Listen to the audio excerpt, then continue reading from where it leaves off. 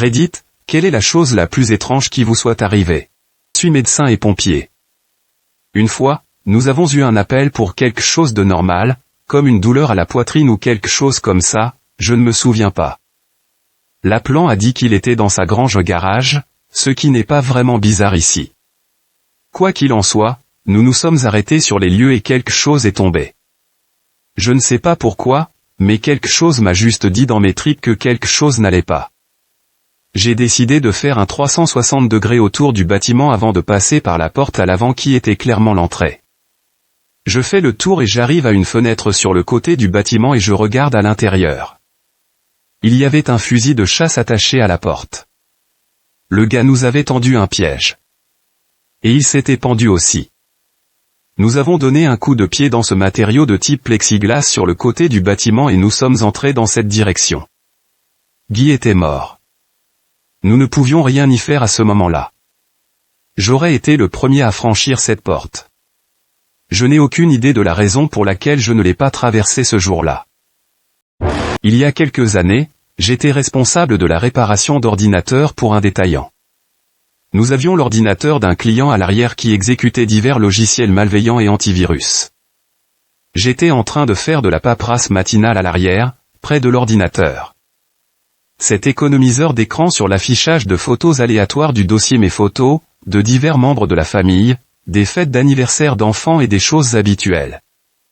Puis, de là de mon œil, je jure devant Dieu que j'ai vu l'image d'une femme à partir des épaules, la gorge tranchée. Dès que j'ai réalisé ce que je faisais devine, j'ai dirigé toute mon attention, et c'était de retour sur des photos d'un salon de l'automobile. Au fur et à mesure que la journée avançait, je n'y ai pas pensé et j'ai continué mon travail jusqu'à ce que j'apporte un autre ordinateur de client à l'arrière pour travailler et encore une fois de mon périphérique, j'aurais juré que j'ai vu un corps ensanglanté ligoté dans le coffre d'une voiture. À ce moment-là, j'ai commencé à paniquer. J'ai attrapé l'un de mes employés et je lui ai expliqué la situation. Nous nous sommes ensuite assis pendant 10 minutes et avons regardé cet économiseur d'écran. Il est contraire à la politique de l'entreprise de rechercher dans les dossiers personnels des clients sans raison valable absolue. Nous avons ensuite vu une photo de 2 corps dans une tombe peu profonde dans les bois et une autre photo d'une main coupée dans le tiroir de la cuisine. Je suis ensuite allé chercher le directeur général et je l'ai informé de la situation et je lui ai demandé de voir cet économiseur d'écran. Nous avons alors pensé qu'il serait dans l'intérêt de tous que je contacte les forces de l'ordre. Environ 15 minutes plus tard, le propriétaire de l'ordinateur et un autre monsieur se présentent, je lui dis que son ordinateur n'est pas prêt et que cela prendra un certain temps. Il m'informe alors qu'il a été appelé là-bas parce que quelqu'un a signalé qu'il y avait des photos d'un meurtre macabre que nous avions trouvé. Je lui ai montré son ordinateur et son partenaire s'est mis à se moquer de lui.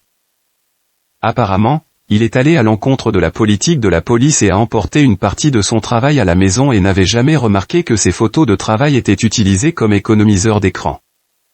*TLDR *, un détective m'apporte sans le savoir son ordinateur rempli d'images d'homicides sanglantes qui sont mélangées à son économiseur d'écran.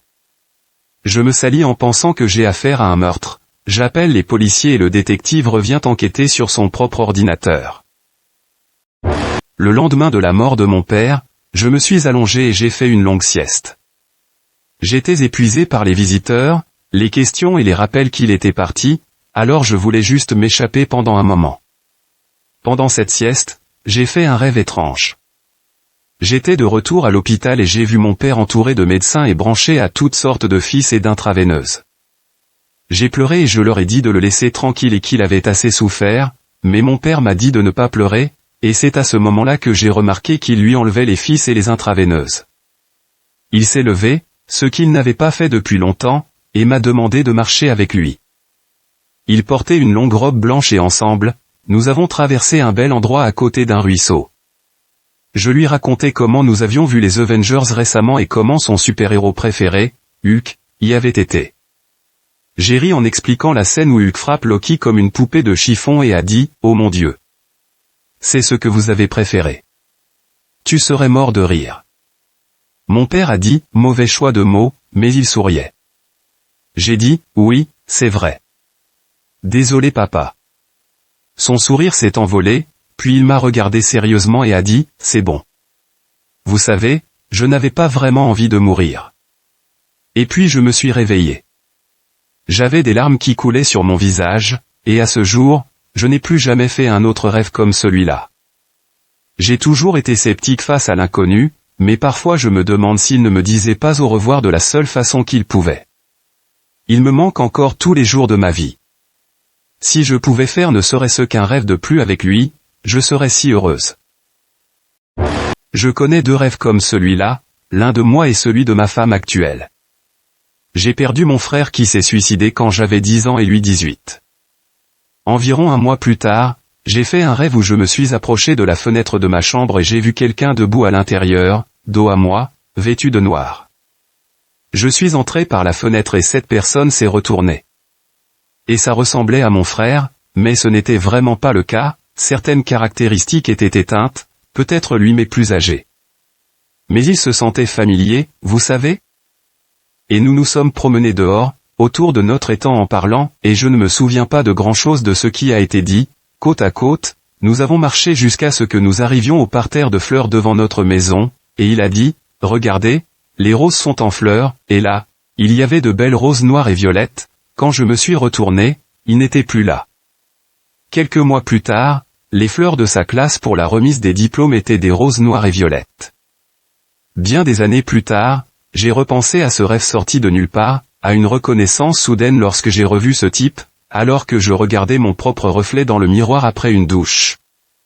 J'ai toujours fondu en larmes, au point que ma femme s'en est aperçue. Et en parlant de ma femme.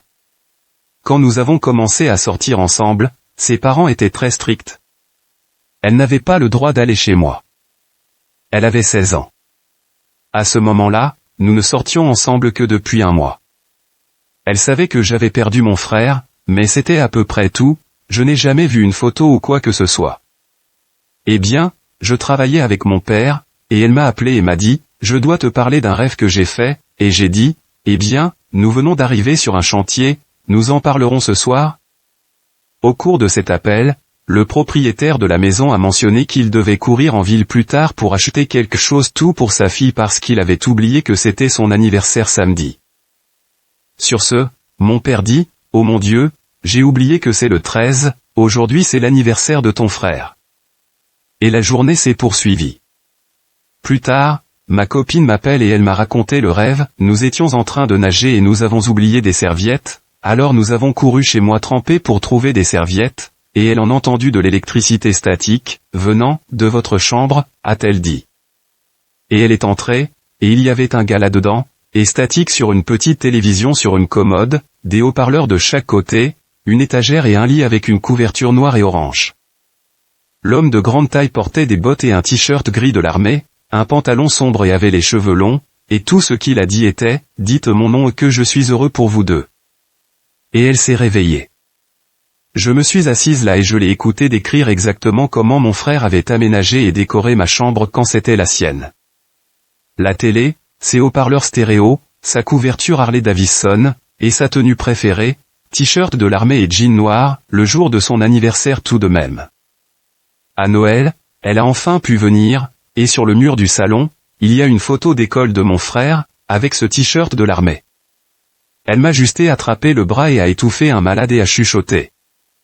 C'est lui. C'était vraiment lui. Encore une fois, j'essaie de tout expliquer logiquement, que je ne peux pas.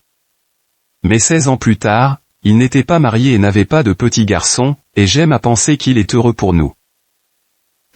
Je rentrais chez moi comme d'habitude et j'ai eu ce sentiment aléatoire et inébranlable que ma maison avait été cambriolée. J'ai ri et j'ai dit, s'il vous plaît, ne laissez pas ma maison être cambriolée, à haute voix alors que je tournais le coin de ma rue. Les premières fenêtres remarquées quand je me suis arrêté à la maison étaient les stores de la fenêtre de ma chambre. Ils ont été tirés et tordus.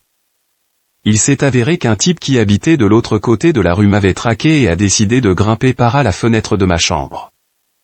Il n'a rien pris de précieux. Juste quelques objets personnels bizarres. C'était terrifiant d'entrer et de voir mes affaires fouillées. C'était encore plus effrayant quand j'ai parlé aux voisins et qu'ils ont admis que plusieurs personnes dans le quartier avaient vu cela se produire, mais qu'ils avaient tous trop peur du vieil homme pour dire quoi que ce soit. la partie est le plus étrange de tout cela, et je veux dire que ce gars a pris des choses personnelles effrayantes, et ce sentiment lancinant que j'ai eu avant de trouver les restes de l'effraction. Je jure que je le savais avant de le savoir, et c'était un sentiment si étrange. Savoir avant de savoir, m'est arrivé en 2016. J'avais passé le week-end chez mon ami. C'était un dimanche matin et pour une raison quelconque, nous nous étions réveillés plus tôt que d'habitude, alors nous regardions simplement des vidéos sur son téléphone. Sorti de nulle part, j'ai eu ce sentiment vraiment horrible sur ma poitrine que quelqu'un était mort, j'ai commencé à pleurer et elle s'est calmée. Quelques heures plus tard, mes parents sont venus me chercher, plus tard qu'ils ne l'avaient prévu, et pendant que j'étais dans l'ascenseur, je savais simplement qu'ils allaient pleurer. Quand je les ai rencontrés à l'extérieur, ils pleuraient vraiment. Ma mère est montée sur la banquette arrière de la voiture avec moi et m'a dit que mon chien d'enfance était mort. J'avais passé tout le week-end dehors et la dernière fois que je l'avais vu, c'était jeudi soir. C'est encore plus étrange de penser que tout le temps que j'ai vécu la mort, je n'étais pas là ou présent pour la voir. Cette histoire est particulièrement intéressante parce que j'étais en 8e année et que mes parents étaient un peu stricts, donc ce n'était certainement pas habituel pour moi de passer un week-end entier dehors. En fait, j'avais déménagé de la maison de mes parents à mon propre logement. J'avais une 20aine d'années. Nous avions un chat, un moggy débraillé, grincheux et de mauvaise humeur. J'ai déménagé en novembre.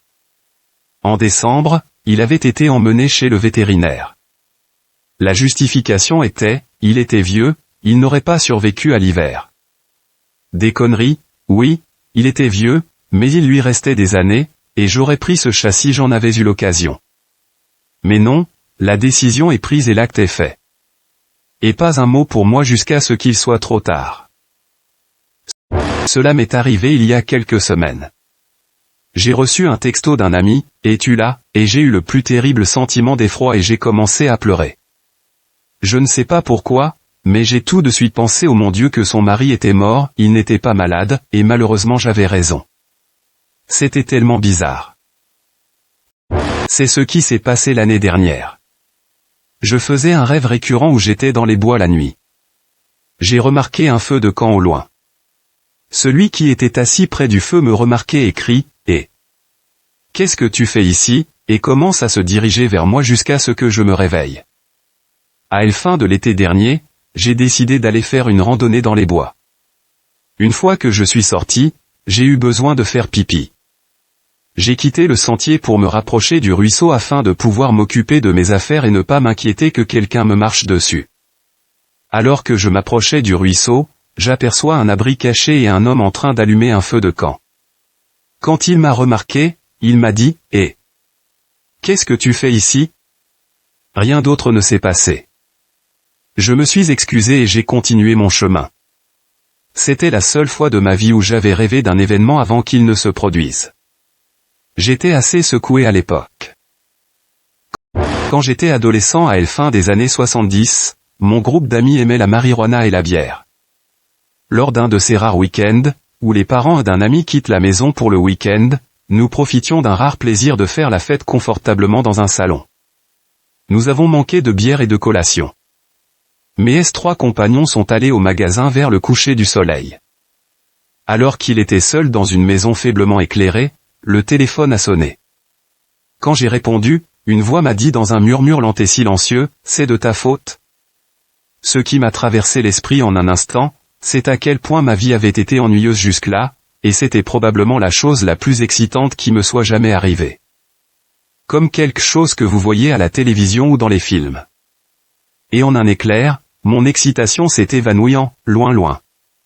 Puis ils ont raccroché.